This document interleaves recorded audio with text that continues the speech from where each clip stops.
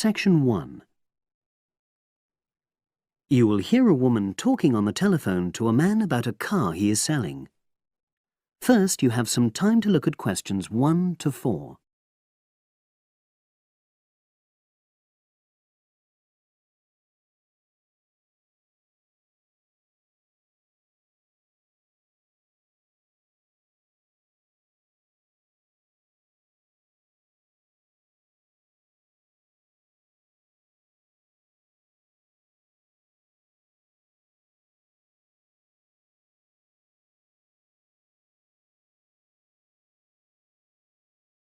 You will see that there is an example which has been done for you.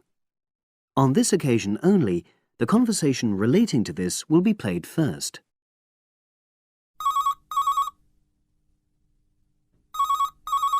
Hello, Brian Park speaking.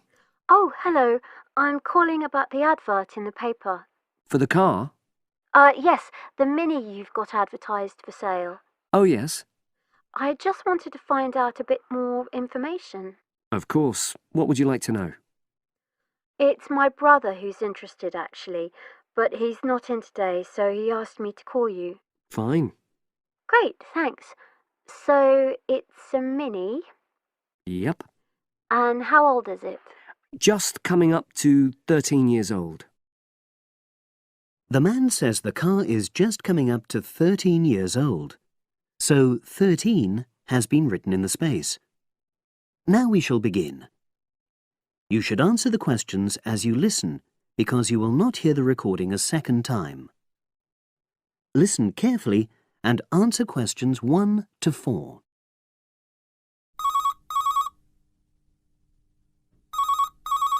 Hello, Brian Park speaking. Oh, hello. I'm calling about the advert in the paper. For the car? Yes, the Mini you've got advertised for sale. Oh, yes. I just wanted to find out a bit more information. Of course. What would you like to know? It's my brother who's interested, actually, but he's not in today, so he asked me to call you. Fine. Great, thanks. So, it's a Mini, Yep. and how old is it? Just coming up to 13 years old. And I seem to remember from the ad that it's grey. That's it. Doesn't show the dirt. Absolutely. Anyway, the colour shouldn't be a problem for Jeff. You know, the important thing is the quality. Yes, of course. And what about mileage? With it being pretty old, it's probably over 100,000? Actually, it's 40,000 less than that. 62,000 on the clock. Great! I remember now. I'm confusing it with another ad I was looking at. Right. Pleasant surprise then. Yeah. Have you been the only owner, or was there a previous one? I'm the second one. Before, it was owned by a teacher who was a very careful driver, didn't have any accidents. Very good. And what about you? What do you tend to use it for? I haven't used it all that much, mostly for shopping. You know the sort of thing. So not much wear and tear. I'll make a note of that. I know Jeff wanted me to check that. Right. Before you hear the rest of the conversation, you have some time to look at questions 5 to 10.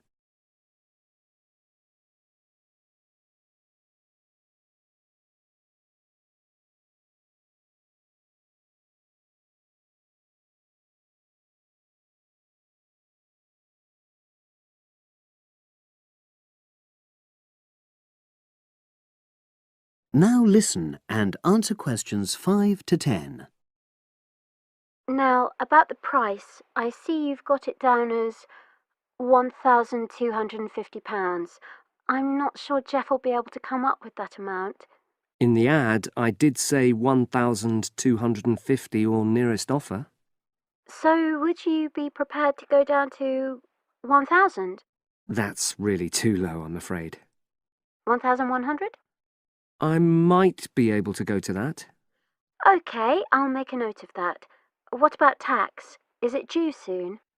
Got another 5 months before it's due. Oh, that's a real plus, yes. I'll make a note of that.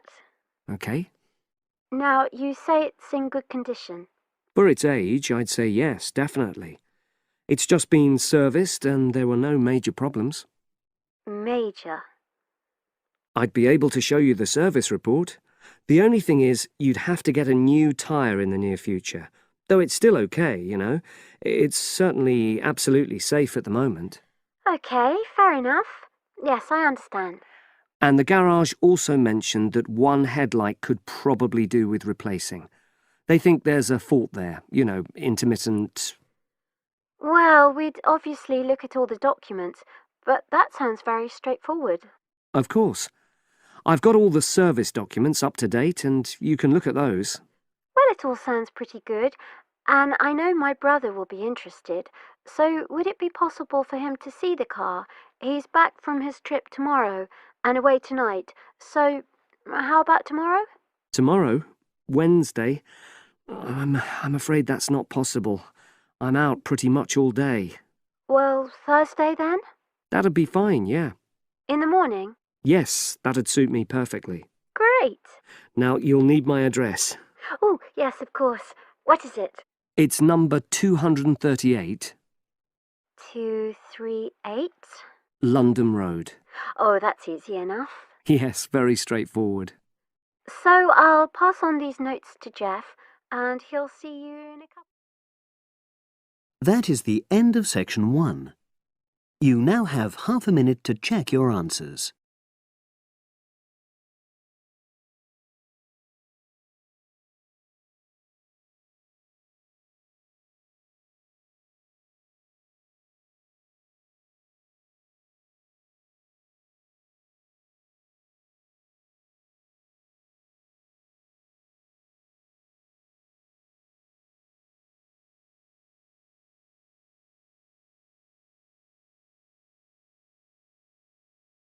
Now turn to section 2. Section 2. You will hear part of a podcast for visitors to the popular holiday region called the Trelaw Valley. First, you have some time to look at questions 11 to 14.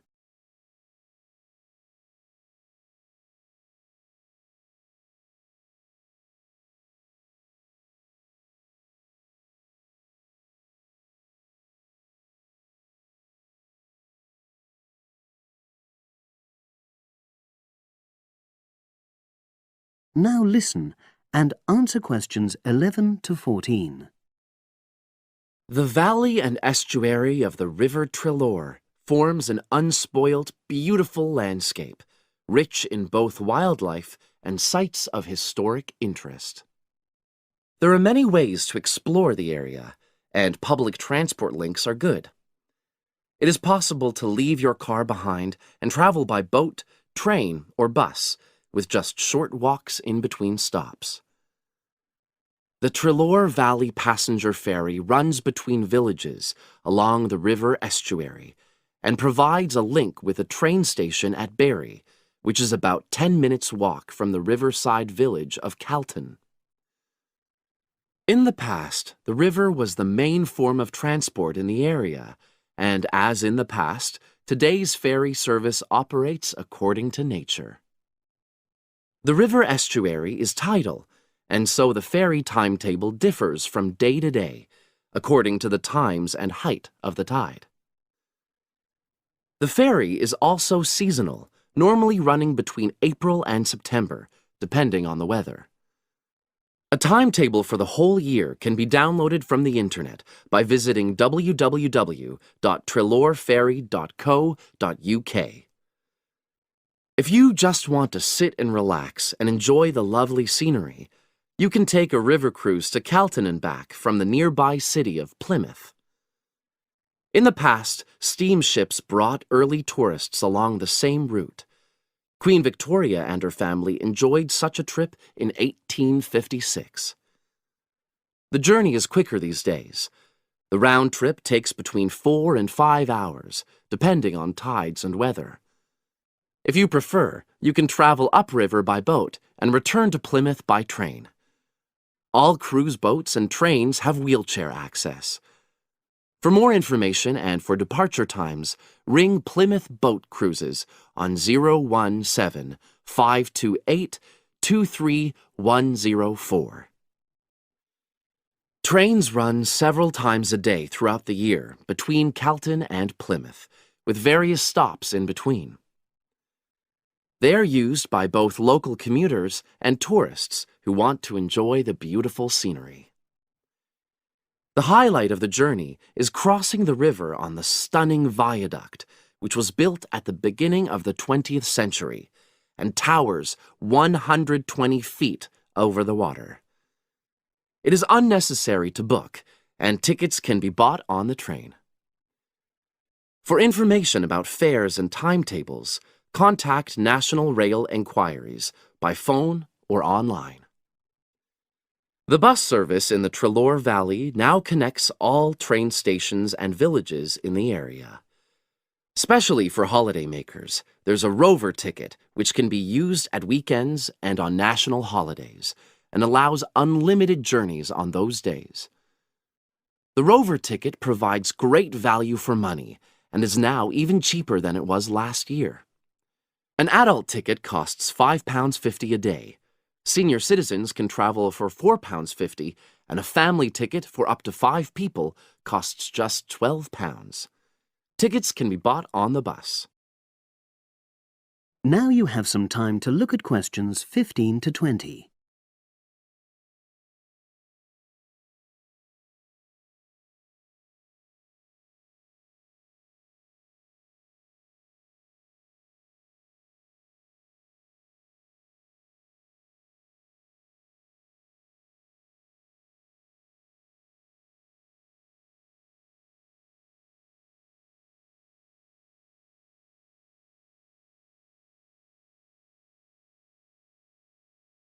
Now listen and answer questions 15 to 20. At the center of the Treloar Estuary area is the historic riverside village of Calton. The main road comes into the village from the south, and for those of you who are arriving by bus, it turns left just before the bridge and stops in the lay-by on the left-hand side. From there, it's just a short walk to Calton's various attractions. If you're arriving by car, you have to leave it in the main car park. Go over the bridge and take the first turning on the right. Then go on until you come to the end of that road. It's the only place to park in Calton, but there's no charge. If you're interested in local history, there's a museum in Calton with farming, fishing, and household implements from the late 19th century. As you come in from the south, cross the river and go straight on the same road until you reach the end. Also, on the subject of history, you can go and see the old mill, which has recently been renovated and put back into use.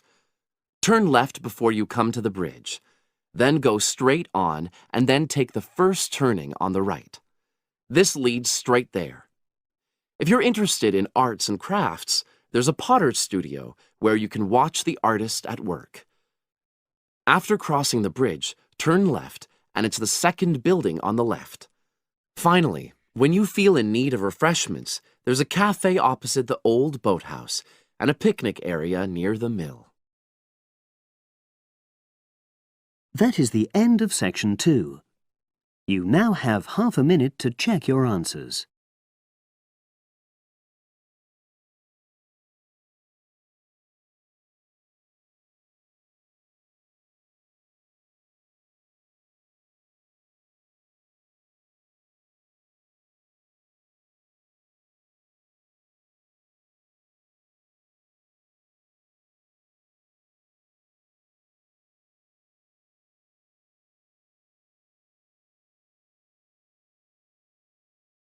Now turn to section 3.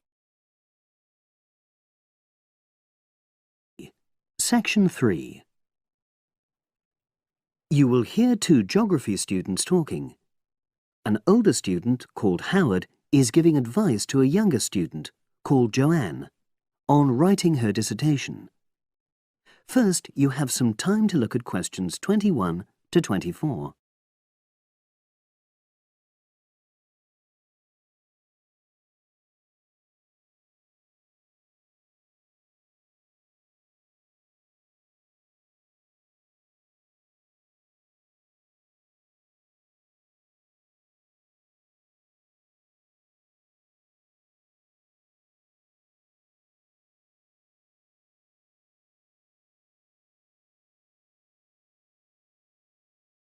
Now listen and answer questions 21 to 24. Hi, Howard. I haven't seen you for a while. Hi, Joanne. Yeah, they're keeping us really busy on the postgraduate programme. But how are you? You'll be starting your dissertation soon, won't you? Yeah, tutorials start next week. I've got Dr. Peterson. You'll remember it all from last year, of course. It's not something you forget easily. Oh. But seriously, although I didn't expect to enjoy writing my dissertation, and in fact, I didn't really find it much fun, I wouldn't have missed the experience. I found it really improved my understanding of the whole degree programme, from the first year on. Right. So, what are you doing yours on? Glaciated landscapes. Although I haven't decided exactly what aspect yet. I did mine on climate systems, so I can't help you much, I'm afraid. But you'll be fine once you start your tutorials. Dr. Peterson will help you focus. I know, and he'll set me deadlines for the different stages, which is what I need. My concern is that I've got tons of material on the topic, and I won't be able to stick to the word limit, I remember I had different concerns when I was doing my dissertation. Last year. Yeah, before my first tutorial, I did a lot of fairly general reading because I hadn't fixed on my topic at that stage. I actually enjoyed that quite a lot and really improved my reading speed, so I was getting through a lot of material. I was frightened I wouldn't remember it all, though, so I got into the habit of making very detailed notes. So, did you find your tutor helpful in getting you started? Yeah, we certainly had some interesting discussions, but it's funny, I saw a brilliant programme about climate change, and it was that really fired me up. It was talking about some recent research which seemed to contradict some of the articles I'd been reading. Now you have some time to look at questions 25 to 30.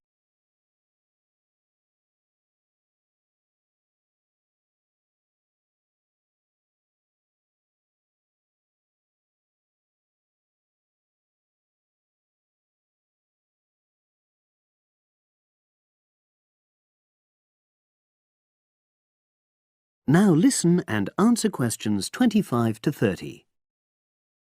So you say your tutorials start next week? Yeah. Well, the first month's crucial. You've got to meet your tutor and decide on your focus, but don't become too dependent on him. Don't see him every week, only when you want to check something. Right. Once you've got the focus, you've got to get reading. It's helpful to look through the bibliographies for all the course modules relating to your topic, and get hold of any books you think you'll need. I haven't got much money. I mean, get the books from the library, far better. And I suppose I should prepare a detailed outline of the chapters? Yeah, absolutely. But don't feel you have to follow it slavishly. It's meant to be flexible. OK. Now, I'm someone who likes to get writing quickly. I can't just sit and read for a month. Not like me, then. But if that's what suits you, your natural approach, then you really ought to start immediately and write the first chapter. Right. Now, Joanne, about the library, it's worthwhile getting on good terms with the staff. They aren't always helpful with undergraduates. I suppose they focus on postgrads more. Maybe. But show them you're serious about wanting to do good work. And what if I can't find what I need? Well, there's interlibrary loans. Borrowing books from other libraries, but I've heard it isn't all that reliable. You're right, but you probably won't need it anyway. Be positive. The library is likely to have most things you need.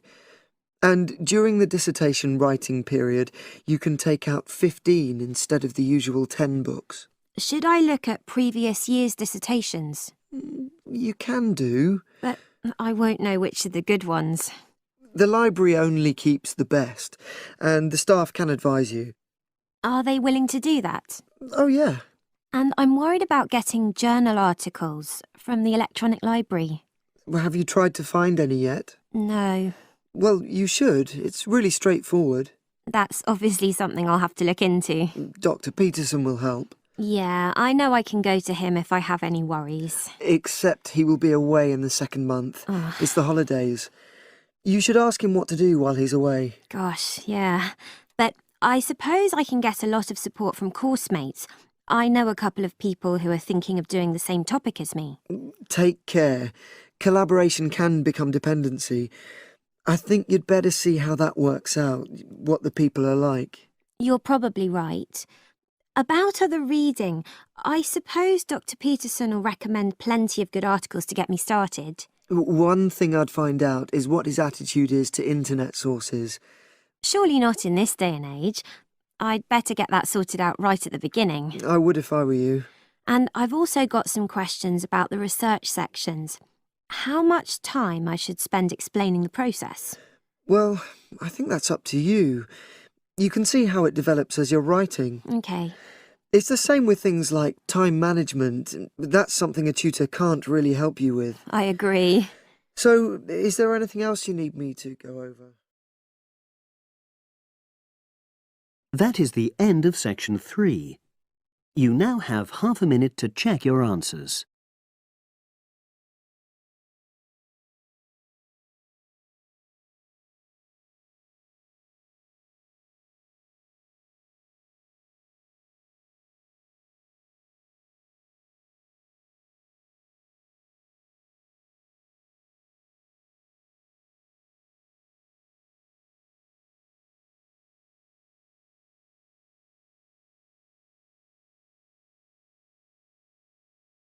Now turn to section 4. Section 4. You will hear a psychology undergraduate describing the research she is currently doing on expertise in creative writing. First, you have some time to look at questions 31 to 40.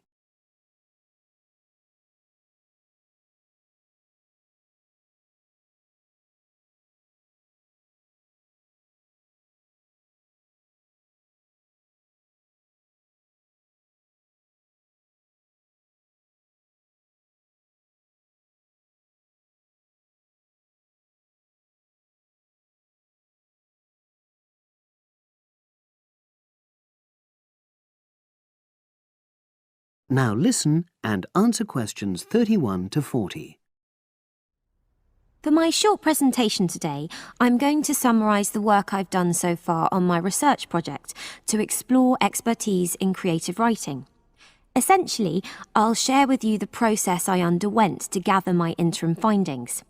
First of all, I should give a little relevant background information about myself. Before I started my current degree course in cognitive psychology, I studied English literature, and as you can imagine, this meant I spent a great deal of time thinking about the notion of creativity and what makes people develop into successful writers. However, the idea for this research project came from a very specific source. I became fascinated with the idea of what makes an expert creative writer when I read a well-known 20th century writer's autobiography. I won't say which one at this stage, because I think that might prejudice your interpretation. Anyway, this got me thinking about the different routes to expertise. Specifically, I wondered why some people become experts at things whilst others fail to do so, in spite of the fact that they may be equally gifted and work equally hard. I started to read about how other researchers had explored similar questions in other fields. I began to see a pattern that those studies which involved research in a lab were too controlled for my purposes, and I decided to avoid reading them. I was quite surprised to find that the clearest guidance for my topic came from investigations into what I call practical skills, such as hairdressing or waiting tables. Most of these studies tended to use a similar set of procedures, which I eventually adopted for my own project.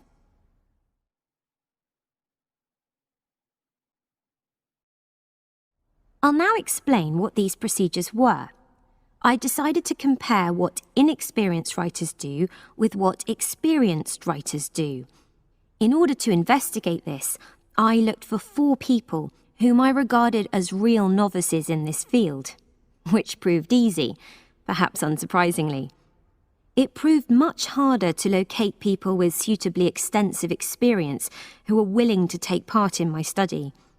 I asked the first four to do a set writing task and, as they wrote, to talk into a tape recorder, a technique known as think aloud. This was in order to get experimental data. Whilst they were doing this, a research assistant recorded them using video. I thought it might be helpful for me in my transcriptions later on. I then asked 4 experienced writers to do exactly the same task. After this, I made a comparison between the 2 sets of data, and this helped me to produce a framework for analysis. In particular, I identified 5 major stages which all creative writers seem to go through when generating this genre of text. I think it was fairly effective, but still needs some work, so I intend to tighten this up later for use with subsequent datasets. I then wanted to see whether experienced writers were actually producing the better pieces of writing. So I asked an editor, an expert in reviewing creative writing, to decide which were the best pieces of writing. This person put the 8 pieces of work in order of quality, in rank order, and using his evaluations, I was then able to work out which sequence of the 5 stages seemed to lead to the best quality writing. Now, my findings are by no means conclusive at this point. I still have a long way to go, but if any of you have any questions, I'd be happy to answer them and go. That is the end of section 4. You now have half a minute to check your answers.